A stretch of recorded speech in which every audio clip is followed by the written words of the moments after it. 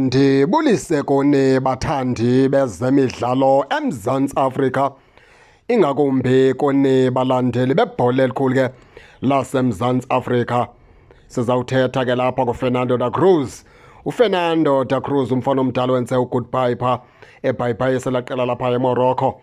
Phelile ke into ebimdibanisa nalo umfana omdala, ebelinde into yokubana aququmbele ke okuthile nokuthile pha kwela lizwe laseMorocco. Umfana omdala emveni koko kwela lizwe laseMorocco azawuthatha ibheki zakhe umfana omdala asingise eMzantsi Afrika, apho ke azokhowutsha khona iqela leKaizer Chiefs. Khumbula lokhu pha ngomso kuyafuneka umfana omdala abe kuyaripota pha ngaphakathi eNaturena, ejonga amakhwenko wakhe nokubana ke ame kanjani, ehlahloba ejonga itimu yakhe nokubana ke ime ngoluphi uhlobo, yena uzayiqala kweliphi indawo, uzayiqala kweliphi uhlobo, ayenze kanjani. Into ethetha ukuthi umfana omdala usendleleni ezayo ke ngoku usuka pha kwilizwe laseMorocco, wenze pha ugoodbye ebhayiphaya sencoma ebulela ke nentsebenziswano yakhe ke bethe wanayo pha nelizwe laseMorocco. Masenjenje ke baphulaphula ke malunga noFernando da Cruz. Umfana lo kaFernando da Cruz uza ke ne-experience umfana omdala enkulu xa sijonga ke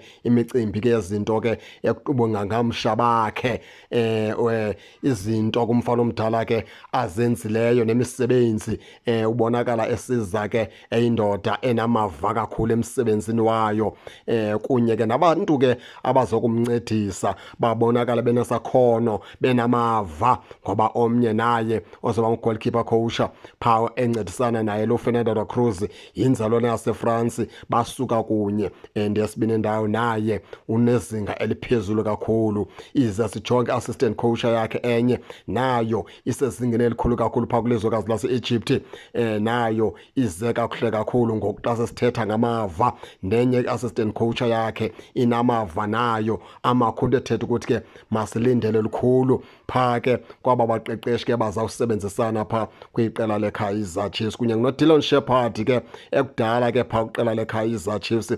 Umfana omdala nawe uzawucaphula ke awakhe amava anawo awafake ke pha ebhokisini, kwenziwe njalo ke ukusebenziswana.